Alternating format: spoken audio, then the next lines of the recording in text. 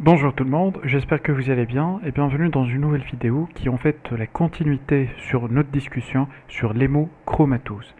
Donc on a vu au tout début sur une vidéo qui est déjà disponible sur la chaîne, surtout l'aspect de ces dépôts quand ils sont localisés au niveau intrahépatocytaire avec cette particulière prédisposition péricanaliculaire. Alors maintenant au cours de cette vidéo, on va voir que ça n'intéresse pas uniquement les hépatocytes, mais ça peut intéresser aussi l'épithélium biliaire et également les macrophages, que ce soit à l'intérieur des lobules, ça veut dire au niveau des cellules qu'on appelle les cellules de Kupfer, et aussi au niveau des macrophages qu'on trouve ailleurs, au niveau du parenchyme hépatique bien sûr, mais au niveau des espaces conjonctifs à distance du lobule hépatique.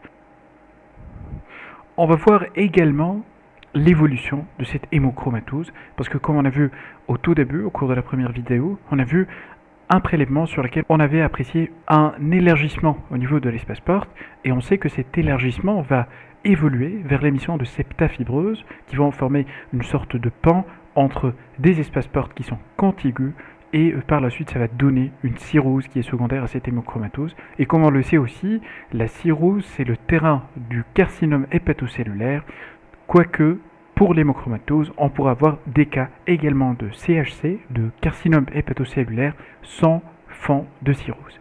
Voilà.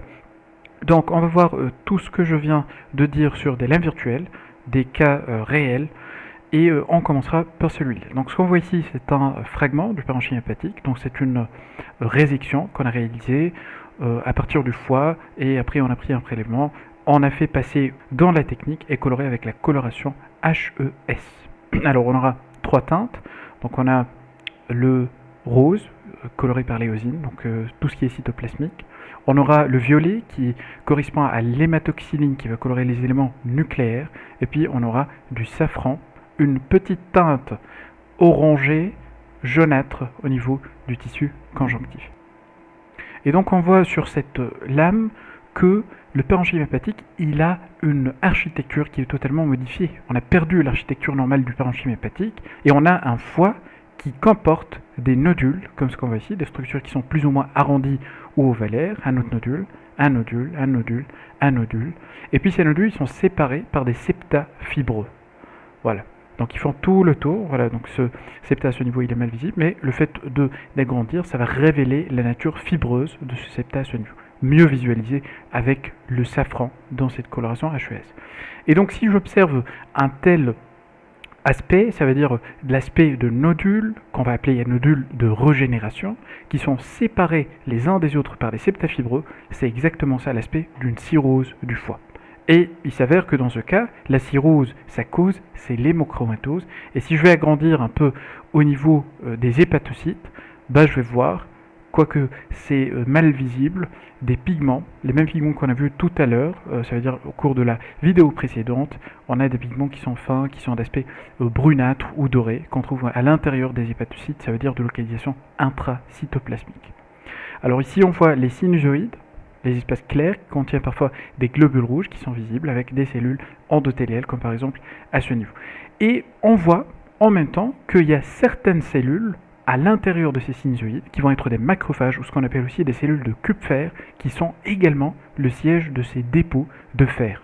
Et donc pas uniquement les hépatocytes qui vont être le siège de ces dépôts de fer, mais aussi les macrophages. Alors si je me dirige maintenant vers cet espace fibreux qui forme ce fameux septum fibreux qui fait partie de la définition de la cirrhose, je vais trouver des canaux biliaires, des structures tubulaires tapissées par un épithélium qui est cubique, ce qu'on voit ici avec la petite lumière, et l'épithélium atténué, cubique, avec les noyaux qui sont bien visibles. Et je vois très bien que le cytoplasme de l'épithélium biliaire ne comporte pas ces mêmes grains. Ce n'est pas toujours le cas, parce que comme on va le voir, dans les cas à venir, on peut avoir une atteinte aussi des canaux biliaires. Donc un cas de cirrhose hépatique, nodule de régénération séparé par des septa fibreux, et la cause c'est l'hémochromatose. Donc on a confirmé bien sûr cette hémochromatose en réalisant sur ce même prélèvement la coloration de Pearls qui montre déjà au faible grossissement la présence de dépôts importants. Ces dépôts ils sont Pearls positifs, ça veut dire qu'ils présentent cette couleur bleutée foncée Et puis, on pourra utiliser cette même coloration pour mettre en évidence la présence de ces dépôts de fer en même temps au niveau des cellules de Kupfer. Alors c'est un peu facile avec la coloration de Peirce parce qu'on doit tout simplement localiser les sinusoïdes, ces espaces clairs, et on doit chercher des cellules positives à l'intérieur, comme par exemple cette cellule à ce niveau. Si j'agrandis davantage, je vais trouver que effectivement, elle est présente à l'intérieur du sinusoïde et elle a un cytoplasme qui est chargé en fer. C'est une cellule de Kupfer. Alors si je m'amuse à chercher dans les sinusoïdes, je vais trouver d'autres exemples, par exemple la cellule ici, la cellule à ce niveau. D'autres exemples sont également possibles à retrouver. Par exemple ici, on voit une cellule à l'intérieur qui est bleue, une autre à ce niveau, une autre à ce niveau. Voilà. Et donc tout ça pour vous dire que les macrophages ou les cellules de Kupfer peuvent être également le siège de ces dépôts. Alors, généralement, la présence de fer au niveau des macrophages, ou cellules de Kupfer, n'est pas trop spécifique, mais il ne faut pas oublier que dans certains types d'hémochromatoses, notamment dans le cas de mutation d'une protéine impliquée dans le métabolisme du fer, qu'on appelle la ferroportine, et dans les cas de son atteinte, on a majoritairement une accumulation du fer au niveau des cellules de Kupfer.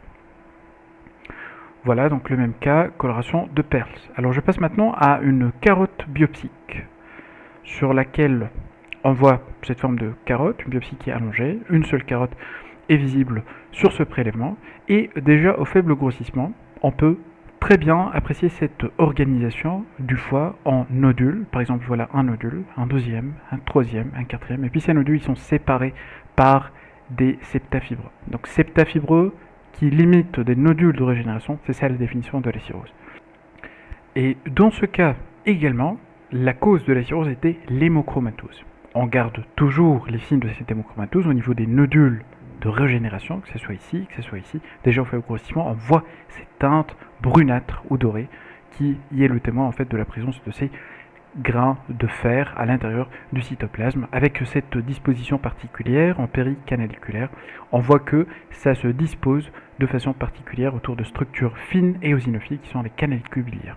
Voilà un exemple d'un canalicule avec tout autour des pigments, des dépôts de fer. Voilà. Dans cet exemple, on a également une surcharge des canaux biliaires. Tout ce qu'on est en train d'observer ici, au niveau des septa fibreux, c'est des canaux biliaires. Et on voit que les cellules épithéliales de ces canaux biliaires, elles présentent un cytoplasme qui est chargé en pigments brunâtres, en fait, qui présentent les mêmes caractéristiques de ce qu'on a vu au niveau des hépatocytes, comme par exemple à ce niveau. Donc tout ça, c'est des canaux biliaires, des structures tubulaires avec la lumière qui est parfois visible, par exemple ici, ici, et un épithélium qui est pigmenté. Alors non pas seulement ça, mais également, c'est des pigments qui sont présents au niveau de cellules individuelles qu'on trouve au niveau des septa fibreux, qui vont correspondre à des cellules macrophagiques, non pas des cellules de Kupfer, parce qu'on est à l'extérieur d'un globule, qui est par exemple à ce niveau, mais c'est un macrophage qu'on trouve au niveau de ces septum fibreux. Voilà. Donc en fait, c'est un exemple qui montre les différentes, si on va dire, possibilités où on va trouver ces dépôts de fer. Donc c'est un autre exemple, donc sur biopsie cette fois, de cirrhose qui complique une hémochromatose. Alors passons maintenant à un stade qui est un peu plus avancé. Alors ici on a deux carottes biopsiques qu'on a réalisées à partir d'un foie, mais ce foie présentait en même temps une cirrhose et en même temps une lésion qui était suspecte. Alors on va agrandir un peu sur cette première carotte à droite et on voit, quoique c'est un peu difficile, l'organisation en fait de ce parenchyme hépatique en plusieurs nodules de régénération. Alors voilà un nodule avec le septum fibreux ici, un autre nodule, le septum fibreux qui est ici. Ici par exemple on a utilisé la coloration HE, on n'a pas cette teinte orangée pour voir les espèces qui sont fibreux, mais on va se baser sur l'intensité de la coloration. On a l'impression d'avoir une teinte éosinophile qui est plus foncée au niveau des septa par rapport à ce qu'on a au niveau des éléments hépatocytaires. Donc ça c'est un nodule de régénération, ça c'est un septum fibreux. Ça c'est un nodule de régénération, toujours sur le même nodule. Voilà, il s'arrête ici, et puis là on a un septum fibreux. Un nodule de grande taille, puis ici un septum fibreux. Là aussi un septum avec un nodule à ce niveau. Donc voilà, donc c'est une organisation, comme pour les deux premiers cas, qui est faite de nodules de régénération et de septa fibreux. C'est le cas d'une cirrhose. Alors là, si j'agrandis, je vais trouver les mêmes observations. C'est que on aura des dépôts en intracytoplasmique, tous les dépôts bruns dorés. On aura des dépôts également au niveau de cellules individuelles, ça va être des cellules macrophagiques, et on voit que les canaux biliaires, les voies biliaires, comme à ce niveau ou à ce niveau, dans cet exemple, ils ne sont pas atteints par ces dépôts. Voilà. Alors sur la deuxième carotte, c'est là où on a eu un petit prélèvement d'un foyer de la masse qui était suspecte de malignité, et ça nous montre cet aspect ici.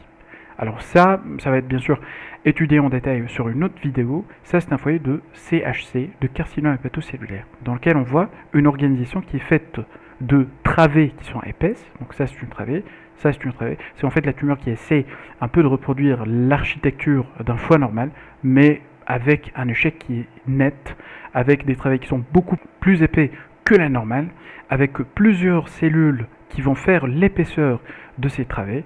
On voit aussi qu'il y a beaucoup d'atypies, ça veut dire des noyaux qui sont augmentés de taille, avec des mitoses, comme par exemple à ce niveau. Et puis, entre les travées, on a des espaces occupés par des capillaires, qui sont bien sûr anormaux. On va voir par la suite dans d'autres vidéos pourquoi est-ce que c'est des capillaires qui sont anormaux. Mais on voit une tentative de reproduction de l'architecture normale du foie. C'est un cas de CHC qui complique notre cirrhose qui, à la base, était secondaire à l'hémochromatose. Alors, une petite remarque qui a toute son importance. Alors, observons le cytoplasme des cellules de ce foyer de carcinome. On voit très bien qu'on n'a pas les dépôts. Et c'est ça le message que je voulais transmettre. C'est à chaque fois qu'on a un foyer ou une carotte biopsique dans laquelle on a une cirrhose qui est secondaire à l'hémochromatose, on doit avoir ces dépôts d'hémochromatose au niveau des nodules de régénération. Parce que si ce n'est pas le cas, c'est là où je vais commencer à me demander, s'agit-il d'un carcinome hépatocellulaire? Deuxième remarque qui est importante aussi, on voit quand même des pigments, c'est vrai que l'aspect c'est pas le même que par rapport à ce qu'on a vu pour les dépôts d'hémochromatose, c'est des dépôts qui sont beaucoup plus fins. On n'apprécie pas l'aspect granulaire de ces dépôts à ce niveau, et surtout qu'on les trouve aussi au niveau de la lumière de structure ici qu'on appelle pseudo-glandulaire. Alors ça, c'est pas des dépôts d'hémosiderine, fait qu'on va pouvoir très facilement éliminer par la coloration de Pearls, il s'agit de dépôts de bile. Et la présence de bile comme produit de sécrétion de cellules carcinomateuses, c'est la preuve ultime qu'il s'agit d'une prolifération d'origine hépatocellulaire. Tout ça, on va le voir en détail dans d'autres vidéos. Donc, en bref, c'est un cas de cirrhose compliquant une hémochromatose qui s'est compliquée elle-même d'un CHC. Ici, le diagnostic de CHC, il est assez évident. On a ce foyer qui est bien visible.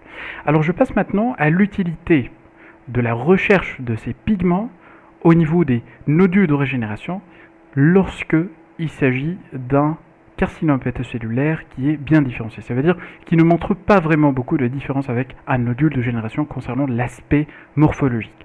Alors ici, on a plusieurs carottes, comme on le voit ici.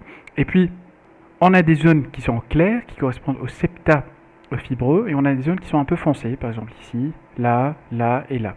Donc les zones qui sont foncées, c'est en fait des éléments qui correspondent au cytoplasme d'éléments cellulaires. Donc c'est là où on a des hépatocytes, et c'est là où on a des éléments fibreux, les septa fibreux. Voilà, donc on a grandi. Par exemple, je vais vous diriger en choisissant une belle zone. Alors ici, par exemple, alors on a un septum fibreux. Voilà, on a des fibroblastes, on a des éléments conjonctifs, des fibres de collagène. Alors si on voit ce foyer ici, je note la présence des mêmes pigments qu'on a vu qui sont caractéristiques de cette hémochromatose. Et d'ailleurs c'est le cas parce que c'est un malade qui est déjà suivi pour hémochromatose.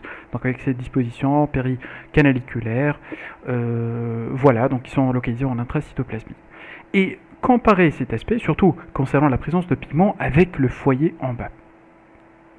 Présence de pigments, absence de pigments. Alors quand je vois ça, même si on a un degré d'atypie qui est moindre, parce que ce foyer ici, ça montre des atypies qui sont franches, on a des noyaux de forme atypique, des contours qui sont contours nucléaires, ça veut dire des noyaux qui sont irréguliers, on a même des cellules qui sont binucléées, avec un nucléo qui est proéminent, on pourra tomber sur des mitoses, par exemple à ce niveau, un cytoplasme il est plus abondant que celui d'hépatocytes qui sont normaux, et puis on a une organisation anarchique, si on veut dire, avec de petits capillaires qui sont écrasés par les travées de ce foyer, en fait qui est un carcinome hépatocellulaire. Et regardez, le signe qui nous a guidés à poser ce diagnostic, c'est l'absence de pigments d'hémochromatose. Donc même si ça arrive au sein d'un même foie, l'hémochromatose elle touche des hépatocytes normaux, elle pourrait entraîner bien sûr après une cirrhose, mais quand il y a un CHC qui s'installe, et ben lui, ces cellules ne vont pas présenter ces dépôts